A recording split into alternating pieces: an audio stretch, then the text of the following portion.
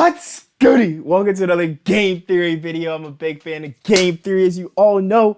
Guess what? Hey, this is Game Theory Remastered, baby. You already know the vibes. Let's get right to the video. Hello, Internet! Welcome to yet another very special episode of Game Theory where we are celebrating our 10-year anniversary here on YouTube. 10 years of ruining your childhood, 10 years of me making myself look like an idiot on the internet. Today is an episode that not many of you are clicking on, but hey, the ones who are here clicking on it, thank you. Thanks for clicking on this episode. I really appreciate it because this one's a special one to me. The first ever episode of Game Theory ever remastered. This is when I was operating off of a $20 microphone in a closet that I couldn't even fit in, using an editing program that just came as a default program on my really bad computer at the time. Hey, at least today we're did it, glowing bro. it up.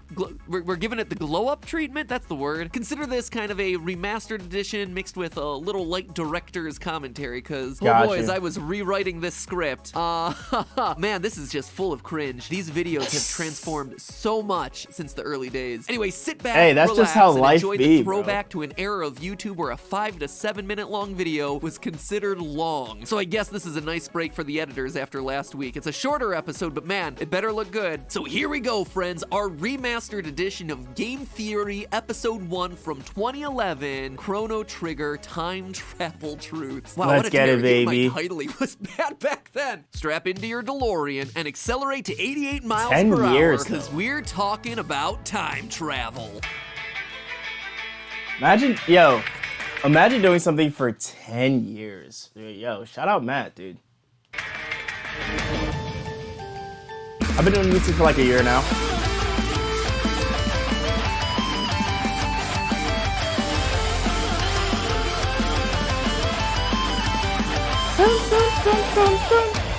Hello, Internet. Welcome to Game Theory, gaming's tangential learning experience. Hey, look at this. The opening line has persisted since episode 1. Through these videos, we hope you'll find more reasons to appreciate some of your favorite games while sparking some interest in new real-world topics. On this, our inaugural episode, we'll be looking at one of my all-time favorite RPGs, Chrono Trigger, and analyzing what, if anything, the game can teach us about its core gameplay mechanic, time travel. I'm not going to interrupt this as much as this. I didn't intend to. There's a lot of clauses inside of the sentence structure, and I think that's what's throwing it off. I think I've learned to simplify my sentence structure over the years. Here, I wrote it like a traditional 5-paragraph essay, but actually, I've changed that writing. Wait, he was writing scripts 10 years ago? Bruh, this man took this YouTube stuff so seriously, and it's crazy because like back then, like imagine like putting in all this work not to even know that you were gonna get views. Like he truly loved what he was doing. You can tell, man. He was writing scripts 10 years ago. Jesus Christ. And he was editing 10 years ago. Like, bro, I edit on my other channel, like my skits channel, but I don't really, as you can see, bro, I don't be editing these. Hey, man, I just like to have fun, post, let y'all see, but let's get to the video. So it's easier to read. We'll start off by looking at the first method of time travel used in the game. The adventure kicks off with a science experiment gone wrong. Take one teleportation pod, throw in a magical pendant, and bada bing bada boom, you've accidentally torn the time-space continuum. The characters eventually refer to these fourth-dimensional portals as time gates. But is it fact or fiction? Are there any real-world equivalents of these phenomena? Well, that's Square, a good Chrono's question. developer, knows what they're talking about because, believe it or not, there have been reports of real-world time gates. They're officially called time slips, paranormal events where a group of people travel through time via an unknown, accidental, or mystical way. The reports are, well, I'll let you be the judge. This link... Hold up. Okay, in the original video, I show up a YouTube link because annotations didn't exist at the time, or maybe I didn't know annotations existed at the time. Anyway, I show a link on screen as if I expected people to actually type in, letter by letter, this link to watch about time slips. Oh, baby MatPat, what were you thinking? Hey, bro, listen, Matt, it's cool, bro. We learn and we grow as YouTubers. Like, if you don't grow after your first video, then it's like, what are you doing? You know what I'm saying? It was outlining a few of these stories, specifically one from 1979 about a time-tripping hotel. Chrono's time gates are also very reminiscent of wormholes, specifically traversable wormholes, a theoretical physics concept that's thought to serve as a shortcut through time and space. The Morris Thorne wormhole, did you major? Yo, Matt, did you go to Duke, bro? Did you major in like physics? Because I majored in pharmaceutical science, masters, man. We could talk, maybe make a video. I'd love to join your team, bro. Add some biology game theories. I don't know, bro.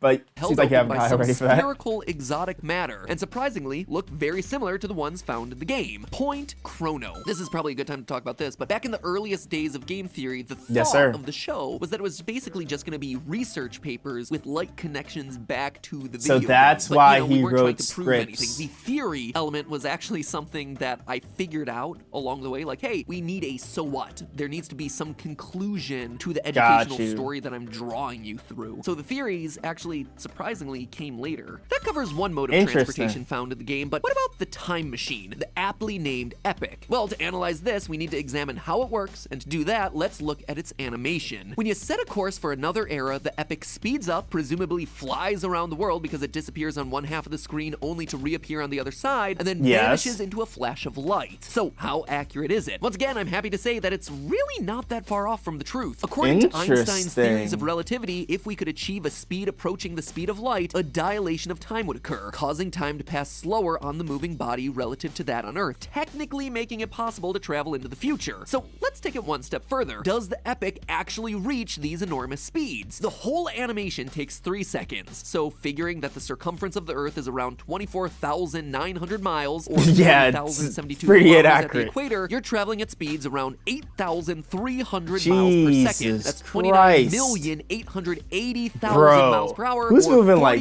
that? 87,198. It's not possible. Do you know how quick that is? This is something that I learned over the years. There are viewers who watch this show that aren't in America, so let's talk about normal metric conversions as well. Now compare those measurements to the speed of light, which is 186,000 miles per second, or 1,079,000,000 kilometers an hour, and you can see that Chrono and the gang don't come close. But I would hazard to say that even at their speeds, some time dilation effects would occur. I also leave a lot more room in the scripts now for ad-libbing as opposed to back in the day where this is how it's written, I'm gonna read it word for word, and this is precise. Now I realize that having a more casual feel to it makes... That's kind of crazy. Yeah, no, you need a more casual, because like, okay, so when I first was writing skits, I would have scripts as well. So I'm being a hater. I would have scripts as well.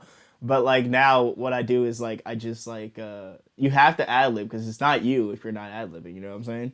It's kind of like you reading a paper. It's a big difference. It's more fun to listen to. It's more fun to record. Something that, again, I just had to learn over the years. Oh man, I thought I needed different segments within the episode itself because I grew up on Bill Nye the Science Guy, and I'm like, oh, Bill Nye had cool segments that would show up in episodes. So here we go. And now it's time for a segment I like to call Deep Thoughts in Gaming. Oh my god. Gaming. This week's Deep Thought, it was going to be a regular thing. This week's Deep Thought is a point in the Chrono story that I skimmed over when I was 9 years old playing the game for the first time. Let's set the scene. So upon arriving in the Middle Ages, your party member Marl from the present is mistaken for the kingdom's kidnapped queen. Thinking that their lost queen has returned, the medieval search party ends, thus ensuring the death of the real queen. As a result, Marl, who is really a princess and the descendant of the lost queen, disappears completely. In essence, what my impatient 9-year-old mind couldn't understand at the time was the game designers setting up what's called a grandfather paradox. It goes something like this. A time traveler goes back in time to kill his grandfather before the grandfather meets his future wife. This murder would then prevent one of the time traveler's parents from being born, and thus the time traveler himself from being born, which in turn means that he could never go back in time to kill the grandfather in the first place. It's tricky, right? But what's it mean? Some use the grandfather paradox as evidence that time travel is impossible, while others, like physicists Igor Novikov and Kip Thorne, resolve the paradox by proposing that any time travel must be self-consistent. That is, anything a time traveler does has always been a part of history. In other words, that past events cannot be changed, only altered toward the same conclusion. It makes sense, when Chrono and the team rescue the real queen, they preserve the original timeline, but alter slightly the way it was achieved. What? What does that even mean? I think when I wrote this, I wrote it in a very superficial way because I didn't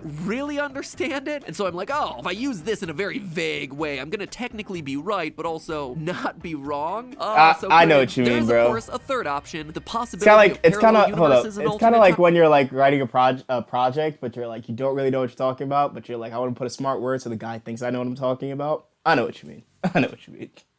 timelines, keep but going. now's not the time to touch on string theory. We'll save that for when we talk about Kirby's epic yarn. Boom, ching! Go. Let's wrap this thing up with the most cringeworthy part of all, and Let's now go. it's time for my final thought. This is also the thing that showed me the power of analytics, and this is what really got me into the data side of YouTube. I looked at the analytics that show where viewers drop off, and I saw every time that I mentioned MatPat's final thought or showed the graphic, viewers would drop off. So the next Seriously? episode, I wanted to run an experiment, and so I eliminated MatPat's final thought, but I wrote it the same way. I wrote the conclusion just like I would. I just eliminated the line in the graphic, and the retention stayed through to the end of the video. And that showed me the power of YouTube analytics and how they could shape my episodes to better match the way people wanted to watch them. Thus started the ball rolling into where I am today, where everything has been tested and we consult other YouTubers for the past 10 years on how to do it, and it all started because of MatPat's final thought. To this day, It's funny because I don't even pay attention to YouTube analytics. Maybe I should, right? I don't know. A decade after, as I remaster this episode, the time mechanic is ingenious and brilliantly implemented. The story is epic, and the worlds you explore are all fully realized. But beyond that, we've seen today that it definitely provides a fairly accurate portrayal of time travel as it's currently envisioned. But here's the take-home question: is it possible? Will we be able to fly to the past to save our prehistoric ancestors, or jump forward to fight in post-apocalyptic futures? The answer to that comes in two parts. Probably not, and maybe, but probably not. It's currently unknown if backwards time travel is possible. Just look at the grandfather paradox and you'll see just one of its many complications. Stephen Hawking, the famous theoretical physicist, said it best, quote, "If travel to the past is possible, then where are all the tourists from the future?" Well, it's either that it's not possible, or we live in a time that no one wants to visit. So seeing dinosaurs or visiting King Arthur's court probably won't be happening without going to a museum, but that doesn't rule out time travel completely. Einstein's theory of relativity showed the world a possible doorway to the future, and some small-scale experiments have actually verified that velocity-based time travel is possible. In short, there's a lot of complicated theories, and we're a long way off technologically, but who knows what tomorrow may bring. I mean, we don't find the time machine in the game until the year 2300, so we have ourselves a while to wait. Then again, the world was also supposed to end in 1999. Anyway, real quick, do y'all remember that? That is hilarious, bro. I remember that. Oh, thanks for watching. There was no but hey, that's just a theory, game theory. Oh, what episode happened? did that start in? Oh, I gotta look it up now. Anyway, it's just a theory, a game theory. Oh, episode 3 does it. Okay, so we know by episode 3 it's a line. Let's see what episode 2 does. It's just a theory. A game theory. There it is! Episode 2 did it. Wow. By episode 2, a lot of the tropes of this show were just locked in place. Man, that's wild. And to be fair, But that's just how it always is, bro. You get your mannerism. Like me, I always say, "What's goody?" Or "Thank you, end of the video, gang." Or "Stay blessed, stay beautiful, stay clean," bro. Your mannerisms just come from... It's who you are, you know what I'm saying? And you got to keep it from beginning to the end. And I promise y'all, I will, man.